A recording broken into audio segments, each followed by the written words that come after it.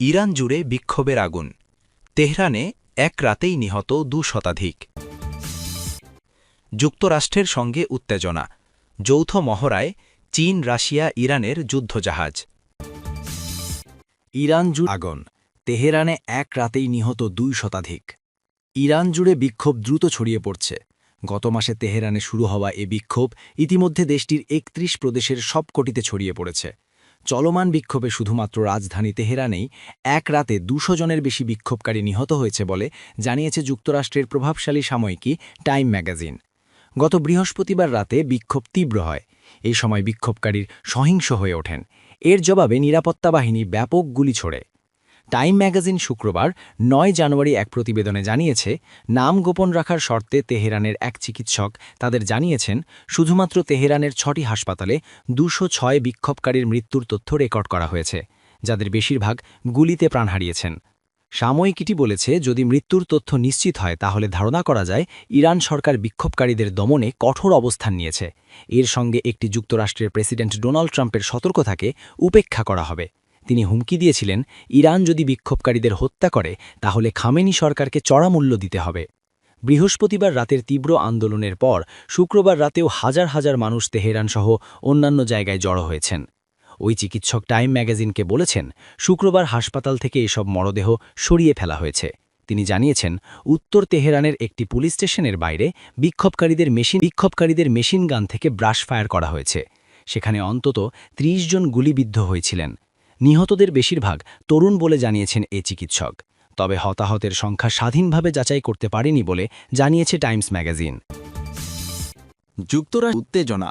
যৌথ মহড়ায় চীন, রাশিয়া ও ইরানের যুদ্ধজাহাজ। যুক্তরাষ্ট্রের সঙ্গে উত্তেজনার মধ্যেই এবার আন্তর্জাতিক সমুদ্রপথ ব্যবহার করে দক্ষিণ আফ্রিকার জলসীমায় পৌঁছেছে চীন, রাশিয়া ও ইরানের যুদ্ধজাহাজ। একটি সপ্তাহব্যাপী যৌথ নৌমহড়ায় অংশ নিতে একযোগ হয়েছে মিত্রদেশগুলো। এই মহড়া এমন এক সময়ে অনুষ্ঠিত হচ্ছে যখন যুক্তরাষ্ট্রের ভেনেজুয়েলায় সামরিক হস্তক্ষেপ এবং একাধিক তেল ট্যাঙ্কার জব্দকে ঘিরে আন্তর্জাতিক অঙ্গনে তীব্র উত্তেজনা বিরাজ করছে। শুক্রবার আল জাজিরার প্রতিবেদনে এমনটাই জানিয়েছে। চীনের প্রতিরক্ষা মন্ত্রণালয় এক বিবৃতিতে জানায়, শনিবার একটি উদ্বোধনী অনুষ্ঠানের মধ্য দিয়ে এই মহড়া শুরু হবে। মহড়ার উদ্দেশ্য হিসেবে বলা হয়েছে, গুরুত্বপূর্ণ সমুদ্রপথ এবং অর্থনৈতিক কর্মকাণ্ড রক্ষার জন্যই এই যৌথ অভিযান। এই মহড়ায় ব্রিক্স জোটের অন্যান্য দেশ যেমন ব্রাজিল, ভারত বা সংযুক্ত আরব আমিরাত অংশ নিচ্ছে কিনা তা তাৎক্ষণিকভাবে স্পষ্ট নয়। এ বিষয়ে দক্ষিণ আফ্রিকার সশস্ত্র বাহিনীর একজন মুখপাত্র জানিয়েছেন, মহড়ায় অংশগ্রহণকারী সব দেশের তালিকা এখনও নিশ্চিত করা যায়নি। এই নৌমহড়াটি এমন এক প্রেক্ষাপটে অনুষ্ঠিত হচ্ছে যখন যুক্তরাষ্ট্রের সামরিক বাহিনী গত শনিবার ভেনেজুয়েলার রাজধানী কারাকাসে হামলা চালিয়ে দেশটির প্রেসিডেন্ট নিকোলাস মাদুরোকে অপহরণ করেছে। এছাড়া ট্রাম্প প্রশাসন আন্তর্জাতিক জলসীমায় ভেনেজুয়েলার সংশ্লিষ্ট একাধিক তেল ট্যাঙ্কার জব্দ করেছে, যার মধ্যে উত্তর আটলান্টিকে একটি রুশ পতাকাবাহী জাহাজও রয়েছে। যুক্তরাষ্ট্রের দাবি, ওই জাহাজটি মার্কিন নিষেধাজ্ঞা লঙ্ঘন করেছিল। ফলে তেল বাণিজ্য নিয়ে বেশ বিপাকে পড়েছে রাশিয়া ও তার মিত্র দেশগুলো।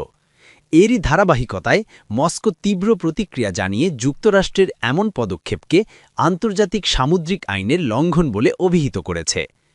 এদিকে এই যৌথ নৌমহড়ার ফলে যুক্তরাষ্ট্র ও দক্ষিণ আফ্রিকার মধ্যকার সম্পর্ক আরও চাপে পড়তে পারে বলে ধারণা করা হচ্ছে। ট্রাম্প প্রশাসন দক্ষিণ আফ্রিকাকে আগেও একাধিক ইস্যুতে প্রকাশ্যে সমালোচনার লক্ষ্যবস্তু করেছে।